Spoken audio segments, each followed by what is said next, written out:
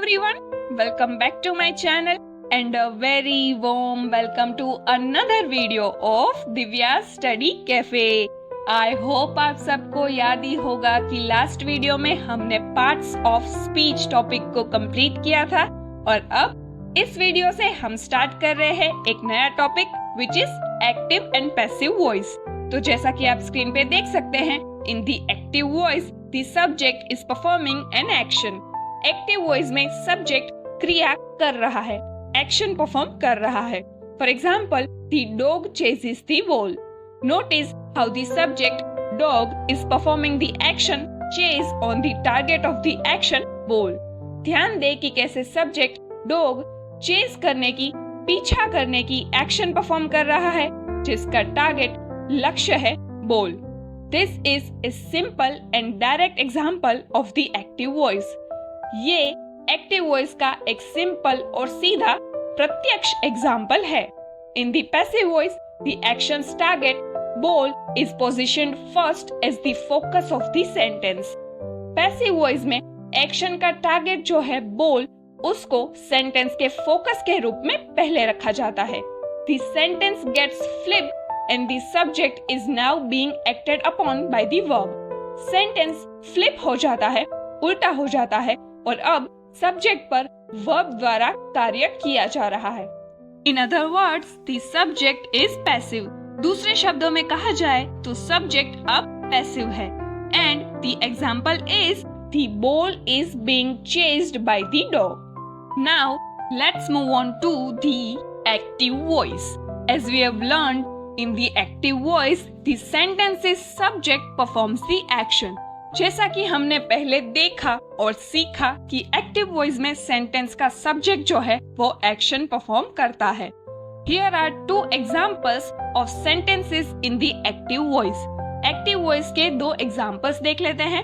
Shira likes bird watching and she loves twilight. No matter what verb you use, structuring your sentence so the subject performs the verb is writing in the active voice.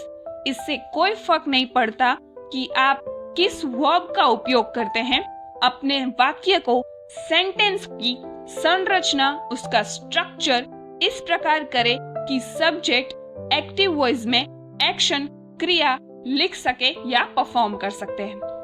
The active voice has a direct and clear tone. Active voice का tone सीधा और स्पष्ट होता है। Use it when you want the reader to focus on the subject of your sentence and the action it is doing rather than on the action's target. इसका उपयोग तब करें जब आप चाहते हैं कि रीडर क्रिया के लक्ष्य, एक्शन के टारगेट के बजाय आपके वाक्य के विषय यानी कि सेंटेंस के सब्जेक्ट और वो जो क्रिया कर रहा है उस पर ध्यान केंद्रित करें, फोकस करें। Now let's move on to the passive voice. In the passive voice, the action's target is the focus and the verb acts upon the subject. Passive voice में क्रिया का लक्ष्य, एक्शन का टारगेट जो है वो फोकस होता है और वर्ब सब्जेक्ट पर कार्य करता है। और to put it in the passive voice, the subject is acted upon by the verb. Passive voice में कहे तो वर्ब द्वारा विषय पर कार्य किया जाता है। Every sentence in the passive voice contains two verbs. Passive voice के हर वाक्य में दो verbs होते हैं, एक conjugated form of to be and the main verb's past participle. Take a look at the previous examples now written in the passive voice. Previous example जो अब passive voice में लिखे गए हैं कुछ इस तरह है। Bird watching is liked by Shira and twilight is loved by her. तो इसी के साथ That's it for today's video. बाकी का टॉपिक नेक्स्ट वीडियो में डिस्कस करेंगे। Till then, if you have any questions or suggestions, leave them in the comments below. Thanks for watching. Please like, share and subscribe to the channel. और ये video आप सबको helpful लगी या नहीं, ये भी जरूर बताइएगा।